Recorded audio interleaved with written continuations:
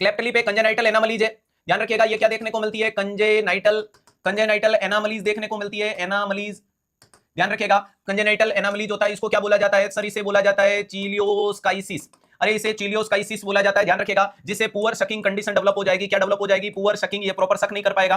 Sir इसके लिए surgical repair कब करना पड़ता है? तो 3 से 6 महीने पे इसकी सर्जरी करनी पड़ती है। सर्जरी का नाम होता है चिलियोप्लास्टी। क्या देखने को मिलता है? चिलियोप्लास्टी के नाम से बताया जाता है। किसके नाम से बताया जाता है? चिलियोप्लास्टी के नाम से बताया जाता है। नेक्स्ट इंपोर्टेंट कंडीशन के लिए बताऊं तो इसकी सर्जरी के लिए रूल ऑफ 10 होता है। अरे क्या होता है दोस्तों? Rule of 10। तो आपका जवाब आना चाहिए 10 ग्राम हीमोग्लोबिन होना चाहिए कम से कम। अरे ध्यान रखिएगा, 10 एलबीएस इस बच्चे का कम से कम वेट होना चाहिए, और 10 वीक प्यारे दोस्तों, अरे 10 वीक्स इसकी कम से कम एज होनी चाहिए। ध्यान रखिएगा, इससे पहले आप सर्जरी नहीं कर सकते। इसके ये पोस्ट ऑप में पोजीशन कौन सी देनी है? अरे पोस्ट ऑप पोजीशन में अगर मैं आपसे पूछूं कि एडवाइस कौन सी करनी है, अरे पोस्ट ऑप की पोजीशन में एडवाइस कौन सी करनी है, तो आप लोगों का जवाब क्या निकल के आएगा?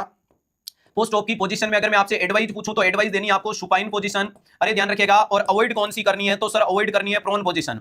तो अवॉइड कौन सी करनी है? Prone position. एडवाइस कौन सी है? सुपाइन पोजीशन करनी है। इसके अलावा प्यारे दोस्तों, इसके ऊपर एक डिवाइस लगाई जाती है ताकि सूचर ना खींचे, उसका नाम है लोगनबो। अरे ध्यान रखिएगा, यूज लोगनबो, यूज लोगनबो डिवाइस। ध्यान रखिएगा, लोगनबो डिवाइस को काम में लिया जाता है, जो क्या करेगा कि सूचर्स को सेपरेट होने से बचाएगा, सूचर्स को खींचने से बचाएगा। तो ध्यान रखिएगा, क्लेफ्ट लिप वाली कंडीशन को कंजेनाइटल एनामली, चिलियोस्काइसिस, पुअर सकिंग 3 से 6 महीने, चिलियोप्लास्टी।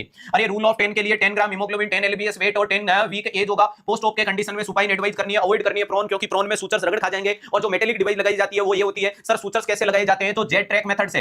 अरे ध्यान रखिएगा, जेड ट्रैक मेथड से आप क्या लगाओगे? अरे जेड ट्रैक मेथड से अपन क्या लगाएंगे? सूचर्स लगाएंगे।